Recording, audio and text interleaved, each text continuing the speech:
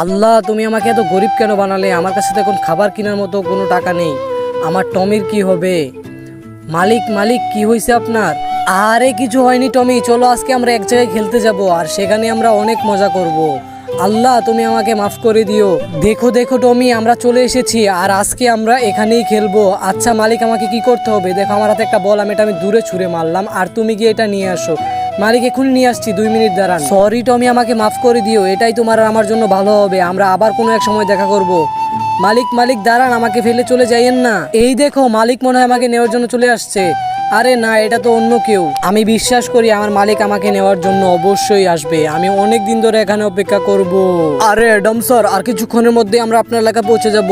অনেকদিন পর নিজের এলাকায় আসছি, অনেক ভালো লাগতেছে। আরে এটা কে? এটা তো আমার টমি। এতদিন ধরে ওই আমার জন্য এখানে অপেক্ষা করতেছে। আসলে মানুষের ভালোবাসার চেয়ে পশুর ভালোবাসা অনেক সুন্দর হয়। তো বন্ধুরা, তোমরা যদি আমার মতো পশু পাখিকে ভালোবেসে থাকো তাহলে